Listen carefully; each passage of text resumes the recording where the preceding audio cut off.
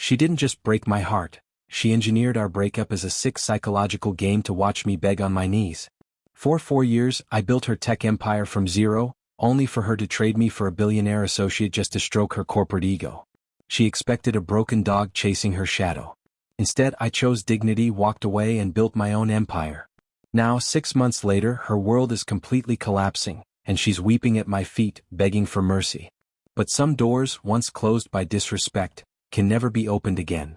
I used to believe that my relationship with Sophia could withstand any storm. For 4 long years, for consecutive years of my life, I stood by her side like an unyielding shadow. When she launched her company from absolute scratch, when she had no guidance and no direction, I was the one working late into the night. Balancing my own career as a software engineer, I spent countless sleepless nights drafting her business models, drying her tears, and believing in her vision more than I ever believed in my own. But wealth and overnight success possess a cruel way of rewriting a person's character. The transformation in Sophia was subtle at first, but by the time I realized the extent of it, it was already too late. Success had birthed a toxic arrogance within her, an insatiable ego that demanded everyone and everything bow to her whims. That fateful evening, Sophia invited me to dinner at the most exclusive high-end restaurant in the city. The moment I arrived and looked into her eyes, I felt a sudden chill. There was no warmth, no familiar spark, only a cold, calculated detachment that instantly set off alarms in my chest. She was draped in expensive designer clothes, and her eyes carried a strange, patronizing elitism. "Ethan, I think we need to take a break," she said, her voice terrifyingly calm as she casually dabbed her lips with a linen napkin and placed it on the table. Those words hit my ears like molten lead. My heart physically stopped inside my chest. I stared at her, desperately waiting for her to laugh, waiting for her to say it was a stressful joke caused by her corporate workload. But her face remained a mask of absolute seriousness.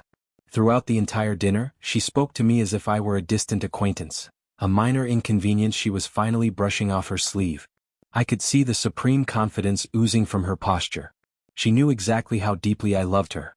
Her mind had already scripted the next few minutes. She expected me to burst into tears, grab her hands across the table, beg for forgiveness, and plead with her not to abandon me.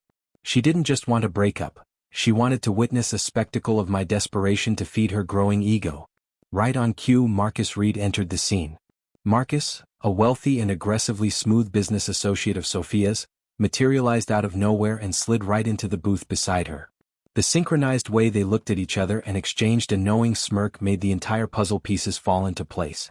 This wasn't an organic conversation, it was a prearranged ambush. Sophia was publicly testing my manhood and my limits. She wanted me to lose my temper, to scream, or to completely break down on my knees so she could walk away feeling utterly superior. My heart was shattering into a million pieces inside me. 4 years of loyalty and shared dreams were dying right before my eyes. Yet, in that exact moment of maximum pain, a strange, freezing clarity washed over me. There were tears stinging the backs of my eyes, but my spine instantly straightened. I quietly pulled out my wallet, placed enough cash on the table to cover the entire bill, and for the first time in months, I looked directly into Sophia's eyes with absolute calmness. "All right," I said, my voice low, steady, and devoid of any trembling. "If that's what you want, then we are done as of this moment." The sheer shock that registered on her face was priceless. Her eyes widened, her lips parting slightly. She had built her entire trap expecting a pathetic fight, a desperate plea, and I hadn't even given her a single argument. Without turning back even once, I walked straight out of the restaurant's heavy glass doors into the cool night air. I had no idea that this single dignified step would completely rewrite the destiny of both our lives. The first few weeks following the breakup were the darkest, most agonizing days of my existence. Internally, I felt completely hollowed out like a ghost inhabiting a living body.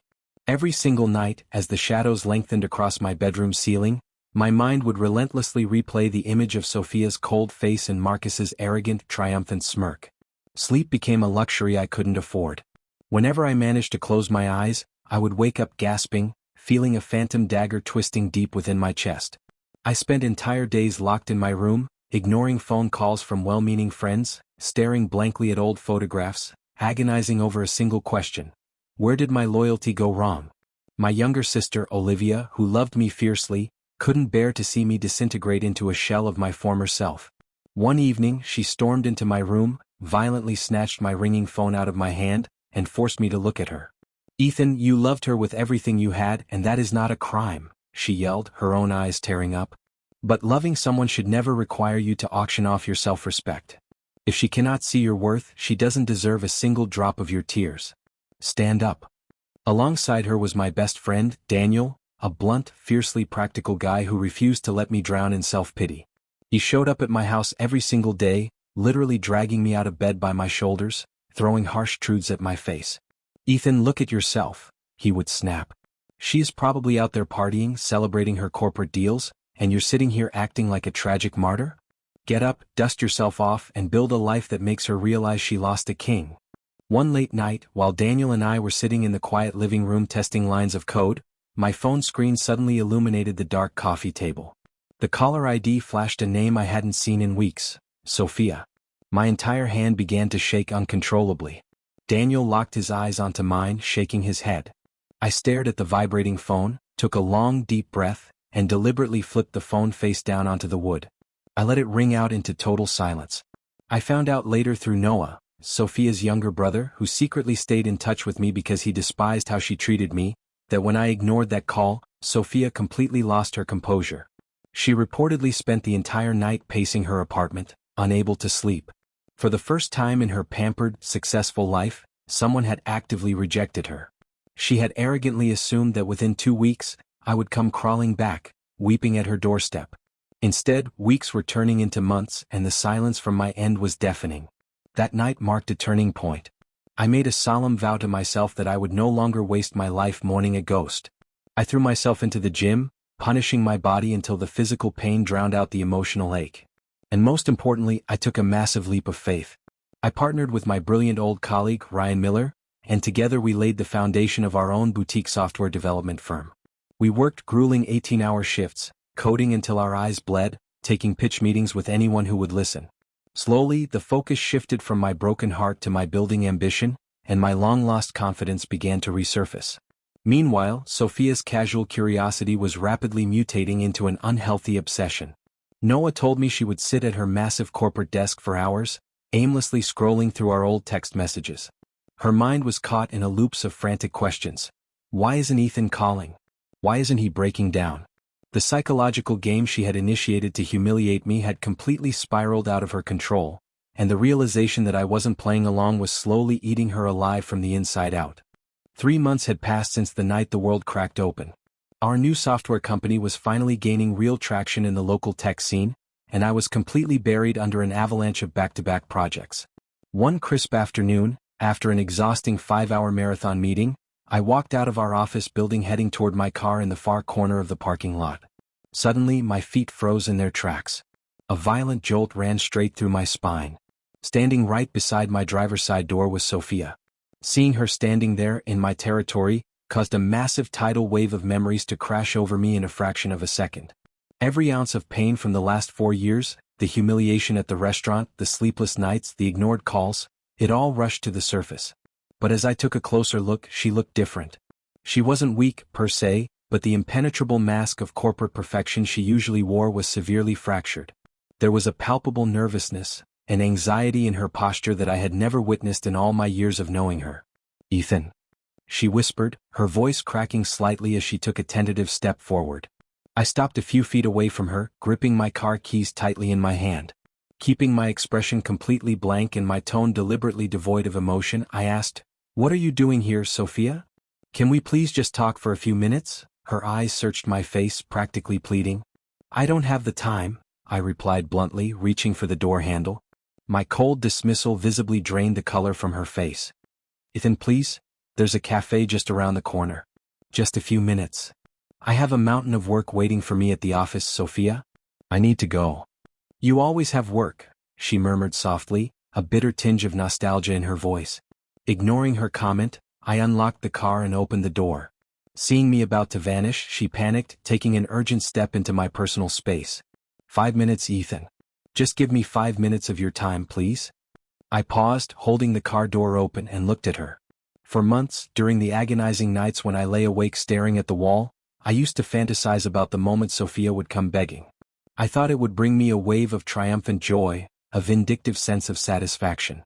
But looking at her now, standing desperately in a dusty parking lot, I felt absolutely no malice, no joy, no hatred.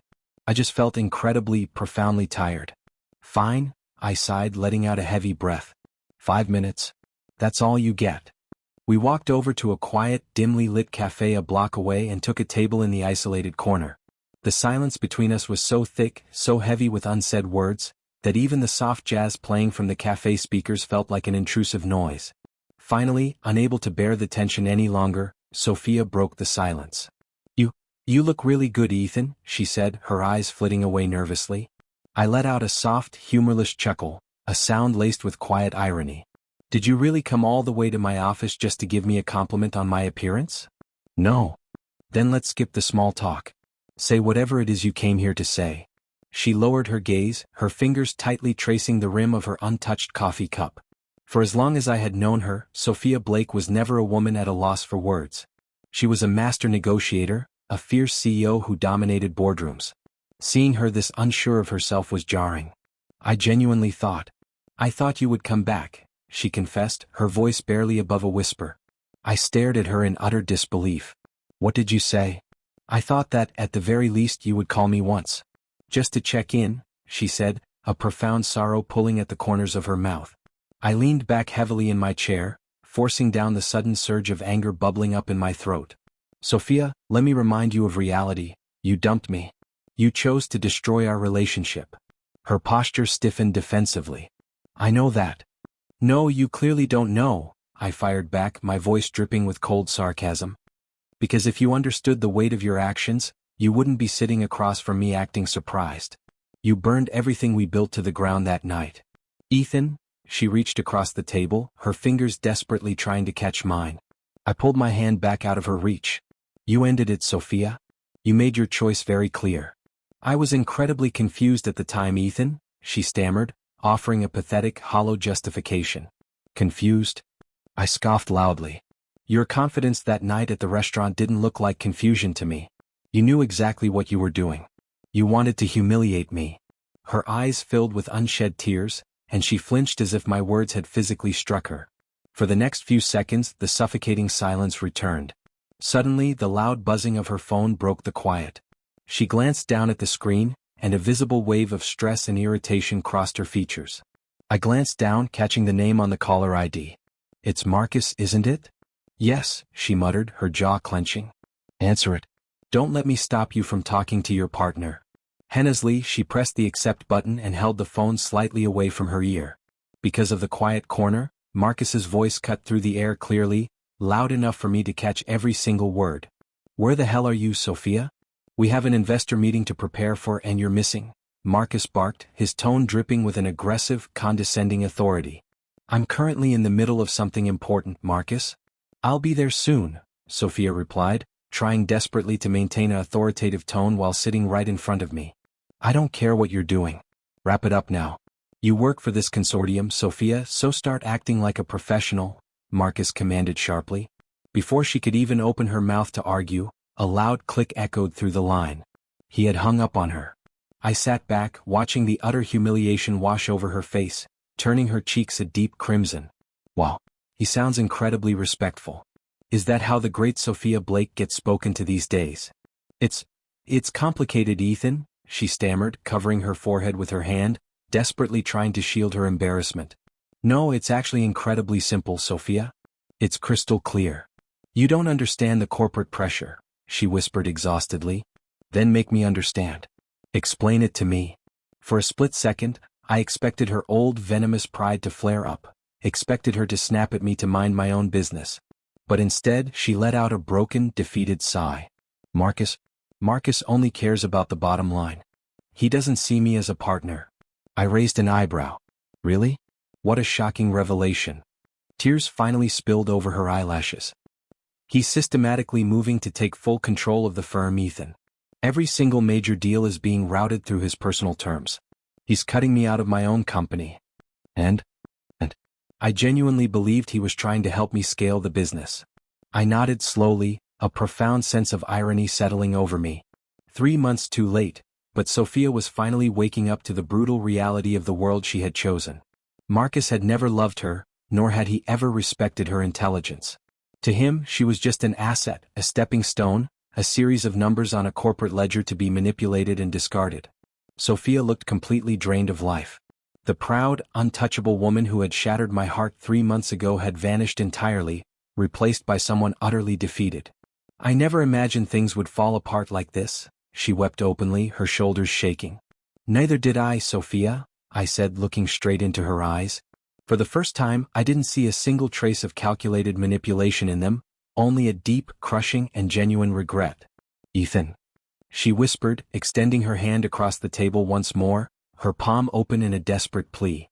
Before her fingers could touch mine, I slid my chair back and stood up. Our 5 minutes are officially up. The look of sheer despair that crossed her face was absolute. Can we please meet again? Just to talk properly? I paused for a brief second, looking down at her one last time, and spoke the absolute truth of my heart. I don't know, Sophia. I really don't know. She lowered her head, completely broken. She had lost the battle, not because I had yelled at her or punished her, but because she finally realized that the Ethan who used to blindly worship the ground she walked on was officially gone. I placed enough cash on the table to cover the coffees and walked out of the cafe. The moment I stepped onto the pavement, my phone buzzed in my pocket. It was an unrecognized number. I opened the text message. Read. Ethan, it's Noah. We need to talk immediately. My sister is completely drowning, and she has no idea how deep the water actually is. I stared at the glowing screen. My mind, trained in logic and architecture, immediately understood. This story wasn't wrapping up. It was merely pivoting into a much more dangerous chapter. There is an unwritten law of the universe. When you finally clear out the toxic, draining energy from your life, destiny makes room for someone truly remarkable to enter. As our software firm continued to gain traction, Ryan and I began receiving invitations to high-profile networking and charity events. It was at one of these elegant charity galas that I crossed paths with Grace Turner. Grace was a breath of fresh air. She ran a prominent regional nonprofit organization, and she possessed a quiet, grounded intelligence and an effortless elegance that instantly captivated me. Speaking with her felt like finding an oasis after wandering in a desert for years. During my 4 years with Sophia, I was constantly walking on eggshells, perpetually anxious about saying the wrong thing, triggering her temper, or failing to meet her impossible standards. But Grace was entirely different. She played no psychological mind games, wore no pretenses, and carried a heart of pure gold. Our professional acquaintance quickly blossomed into a deep, meaningful friendship, and her presence acted as a soothing balm on the unhealed wounds of my past. But peace, I soon learned, is a difficult thing to hide from a desperate ex. Through Noah, Sophia quickly caught wind of the fact that another woman had entered my life. The moment she realized I was moving on, a switch flipped inside her, and her lingering regret transformed into sheer, unadulterated panic. The woman who had spent months arrogantly assuming, Ethan belongs to me, I can retrieve him whenever I choose, suddenly felt the entire ground collapse beneath her feet. Sophia's attempts to reach me escalated into a frantic, daily barrage. My phone was flooded with desperate calls, incredibly long paragraphs of text, old vacation photos, and unexpected late-night arrivals. She would park her luxury car down the street from my house and sit there for hours, hoping to catch a glimpse of me. One rainy evening, as I stepped out of my office building, she materialized from the shadows, blocking my path. Her clothes were damp, her eyes were wildly bloodshot, and she was visibly trembling from head to toe. "Ethan, please, you have to listen to me," she cried out, her voice cracking hysterically as she lunged forward to grab my coat sleeve. I was so wrong. I made the biggest mistake of my life. I didn't appreciate what I had, but I swear to you I've changed. I know your value now. If those exact words had been uttered 6 months prior, I would have thrown my entire life, my career, and my pride into a fire just to run back into her arms. But today? Hearing them echo in the empty street, the words felt completely hollow, devoid of any emotional weight. I looked at her and felt absolutely nothing. The internal scales of power had completely shifted. The woman who had once sat on a corporate throne, treating my heart like an expendable toy, was now weeping in the rain, begging for a single scrap of my attention. I gently but firmly pried her fingers off my sleeve, stepped around her, and walked away into the night without a backward glance. Exactly 3 weeks after that tense confrontation in the parking lot cafe, I was sitting in my private office, deeply immersed in reviewing a system architecture layout on my laptop. Suddenly, the door flew open with a loud thud. Ryan stormed in, holding a thick leather folder, his face flushed with an intense, chaotic energy. "Ethan, Drop everything you're doing right now and look at this. Ryan yelled, his voice cracking with pure excitement. I raised my eyes from the screen, adjusting my glasses. What's going on? Is everything okay? Bro, we did it. We actually pulled it off. Ryan slammed the leather folder down onto my mahogany desk. I blinked, thoroughly confused. Pulled what off? Speak clearly, man. The partnership, Ethan. The massive enterprise contract we've been chasing for the last 4 months. They just signed the master agreement. It's locked in. Ryan let out a loud shout, a massive grin splitting his face. For the first time in an incredibly stressful week, a genuine deep sense of relief washed over me. I stood up from my chair so fast it nearly tipped over. Are you serious? Tell me you're not pulling my leg right now. I swear on my life, man. The wire transfer for the initial implementation phase just hit our corporate escrow account. We are officially on the map, he laughed, clapping his hands together. I let out a long, breathy laugh, the sheer weight of the achievement settling in. This is absolutely incredible, Ryan. I can't believe we actually beat out the legacy firms. Ryan slid into one of the guest chairs, his expression turning slightly more serious but remaining incredibly proud. Oh, the story doesn't even end there. There's an even bigger piece of news attached to this. How can it possibly get any bigger than securing a multi-million-dollar enterprise contract? I asked, leaning against the edge of my desk. Mr. Harrison personally requested a private, closed-door dinner with us this Friday. He wants to discuss a direct equity investment in our firm, Ryan revealed, his eyes wide. I felt a genuine chill run down my spine. Mr. Harrison was a legendary titan in the technology venture capital space. For a startup of our age to secure a meeting with him was rare. For him to actively seek an equity stake was practically unheard of. Why the sudden personal interest from someone of his caliber? I mused out loud. Ryan shrugged, his smile returning. Because our growth metrics are completely undeniable now, Ethan. We've built an engine that the big players simply cannot afford to ignore anymore. That Friday evening, the meeting with Mr. Harrison exceeded every single expectation we had. After we concluded a thorough demonstration of our upcoming software suite, the older billionaire sat back, a highly satisfied, contemplative smile gracing his face. He looked at both of us over his glasses and said, "Gentlemen, I must confess, your operational efficiency and the core architecture of this platform are profoundly impressive." Ryan and I exchanged a quick, triumphant look before I turned back to him. Thank you, Mr. Harrison. Coming from someone with your track record, that compliment carries immense weight for our team. The billionaire nodded slowly, tapping his fingers together. Most young tech founders I encounter are short-sighted, entirely obsessed with engineering a quick, sloppy exit to pump their personal valuations. But you too. You have engineered an infrastructure built for long-term market dominance. I heavily respect that vision. Hearing those words from an industry icon felt like a surreal dream. For 4 agonizing years, I had existed entirely within the suffocating shadow of Sophia's booming career. I had been categorized as the passive, supportive boyfriend while she took center stage as the brilliant tech prodigy. But tonight, for the first time in my life, I stood tall on the foundation of my own intellect, my own grit, and my own undeniable success. Late that same night, around 11 p.m., my personal phone began to vibrate violently. It was Noah. The moment I swiped to answer, I could hear the immense weight and exhaustion in his voice. "Ethan, have you been tracking the tech news feeds tonight?" Noah asked, his voice sounding hollow and profoundly strained. "No, I've been in high-level investor dinners all evening." What's happened?" I asked, sitting down on the edge of my mattress. Noah let out a long, ragged sigh that crackled through the speaker. "The situation over here has completely imploded, Ethan. It's an absolute disaster zone." My jaw tightened slightly. "Be specific, Noah. What exactly went down?"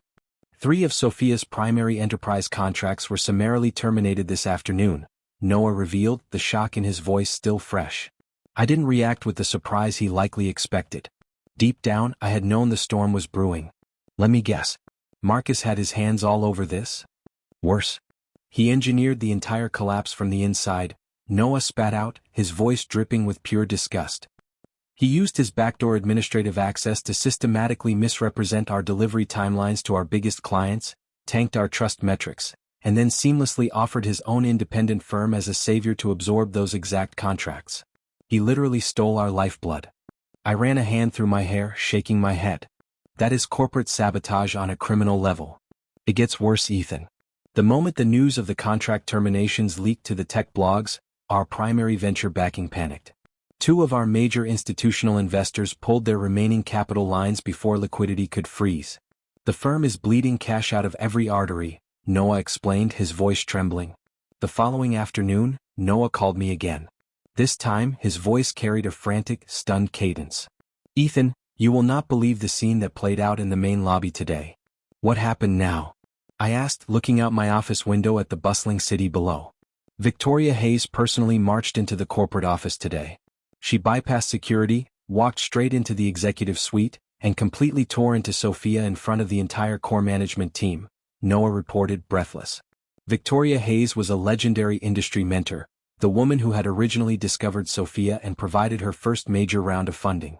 What did Victoria say to her? I asked, a sudden curiosity gripping me. Noah took a long, sharp breath. She looked Sophia dead in the eyes and said, Sophia, your rampant arrogance has completely blinded you. In your desperate bid to stroke your own ego, you willfully discarded the only man who ever loved you unconditionally, without a single transactional motive. You traded a rare diamond for a cheap piece of glass, and now you are paying the price. The weight of those words hung heavily in the air. I felt a tight knot form in my throat. How did Sophia respond? She completely froze, Ethan. Not a single word left her mouth. She just stood there taking the hit. But after Victoria walked out, Sophia broke down and confessed the entire truth to the remaining board members. It left everyone in absolute shock, Noah said. My grip on the phone tightened until my knuckles turned white. What truth, Noah? What did she confess? The breakup, Ethan. She admitted that she never actually wanted to end the relationship with you. The entire thing was a calculated psychological test, Noah revealed. I closed my eyes tightly, a sharp, bitter, and entirely cynical laugh escaping my lips. A test? She fractured my soul, threw away 4 years of unyielding devotion, just to run a psychological experiment on me?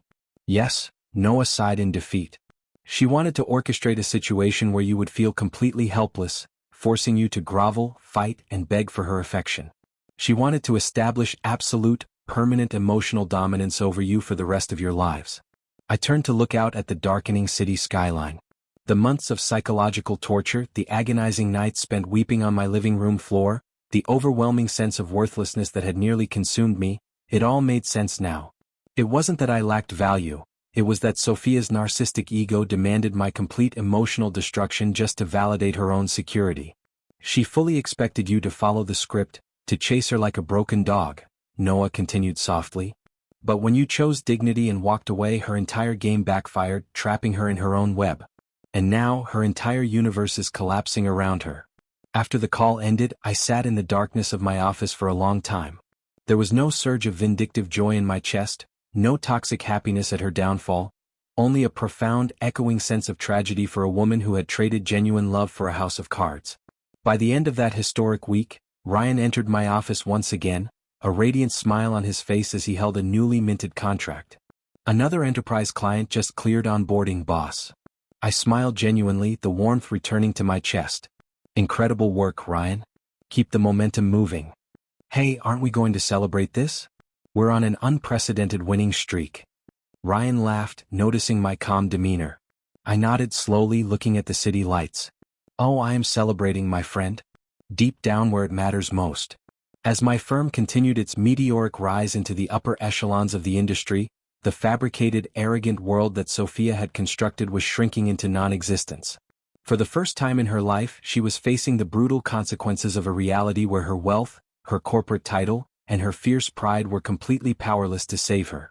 And from everything I was hearing, the realization of her catastrophic mistake was finally starting to set in.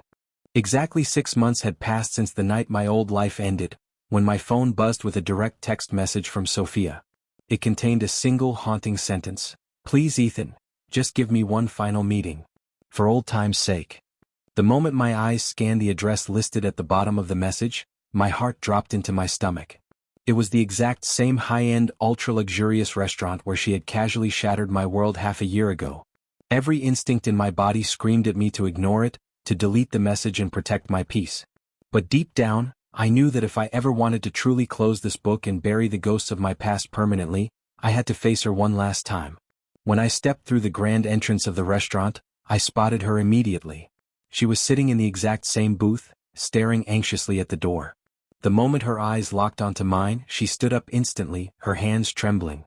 For a few agonizing seconds, we simply stood there, separated by a sea of tables, a universe of unsaid words passing between us. Finally, I walked over and took the seat directly across from her. "You said you had something important to discuss," I opened, keeping my voice completely neutral, devoid of any anger or warmth. She nodded slowly, her eyes instantly welling with thick tears. "Thank you, Ethan. Thank you for actually showing up." I studied her face closely. The transformation was shocking. The untouchable, haughty Sophia Blake who had sat in this exact spot 6 months ago, oozing corporate arrogance, had completely evaporated. Her proud posture was gone. She looked physically exhausted, smaller, and deeply worn down by regret. "Ethan," she began, her voice shaking violently. "I have spent the last 6 months, every single hour of every single day, desperately trying to figure out how to undo the damage. I've been trying to find a way back to you." I remained perfectly still, offering no reaction, maintaining an impenetrable wall of silence. A tear slipped down her cheek. "I lay awake every night, utterly convinced that if I just waited a little longer, if I gave you enough space, you would finally walk through my door again." "You already explained all of this to me at the cafe, Sophia," I reminded her, my tone as cold as ice. "I know," she wept, her defenses completely crumbling. "But I just couldn't comprehend how you could change so completely. How did you become so detached? Why didn't you reach out to me even once?" I leaned forward slightly, looking directly into her eyes. "Because you discarded me, Sophia. You stood right here and formally severed our tie." My words seemed to physically pierce her chest. She recoiled slightly, her head dropping into her hands. For the next minute, the affluent quiet of the restaurant was punctuated only by the sound of her soft, desperate sobbing. Finally she looked up, her eyes red and swollen. I was so incredibly insecure, Ethan." I frowned, my brow furrowing. "Insecure? You were the CEO of a booming company. What are you talking about?" "I was terrified," she confessed, her voice cracking. "I was terrified that as my status grew, you would realize I wasn't worth it. I was terrified of losing you, so my twisted mind convinced me that I needed to control you completely." I stared at her in absolute astonishment. "And your brilliant solution to the fear of losing me was to proactively destroy my heart?" She wiped her face with a shaking hand. "I just wanted to see you fight for me, Ethan. I wanted you to scream, to tear down the walls, to prove to me that I was the center of your universe. I wanted a declaration of dependency." I let out a sharp, entirely humorless laugh. "So, to validate your own twisted ego, you found it entirely acceptable to subject me to months of psychological torture?" My mind was completely poisoned by the sudden success and the people around me, Ethan. "I am begging for your mercy," she said, literally clasping her hands together in a gesture of absolute supplication. "That wasn't a simple mistake, Sophia. That was a calculated, malicious manipulation of the purest love you will ever receive in this lifetime," I said, laying the brutal truth bare. She nodded submissively, offering no counter-argument. "You are entirely right. I was a monster to you. That admission caught me off guard. The old Sophia would have fought tooth and nail before ever admitting a personal flaw. I desperately needed you to fight for us," she whispered brokenly. "I fought for you for 4 long years, Sophia. I fought for you when you were broke, when nobody in this city would even look at your business pitches." I fired back, the repressed emotion finally bleeding into my voice. "I know. I stood as your absolute anchor when the entire world abandoned you. I know, Ethan. God, I know. And you're telling me that 4 years of absolute, unyielding devotion weren't a big enough proof for your ego?" I demanded, my eyes locking her in place. Sophia's tears were flowing uncontrollably now, her shoulders racking with heaving sobs. "No, I was blind. I ruined the most beautiful thing I ever had. I actively manipulated you, Ethan. I leveraged your love as a weapon against you. I inflicted maximum damage. And even when I watched you walk out that door 6 months ago, crying and broken, my disgusting pride still whispered that you would come crawling back because you loved me too much to leave." I closed my eyes tightly, taking a deep, stabilizing breath. In the theater of my mind, the ghosts of 100 lonely, agonizing nights flashed by, nights where I had questioned my own sanity, my own worth as a man, wondering what I had done to deserve such cruelty. "I am so incredibly sorry, Ethan," she pleaded, reaching across the white tablecloth, her hands desperately trying to grasp mine. "I will spend the entire remainder of my life healing every single scar I gave you. Please just come home. Let's start over."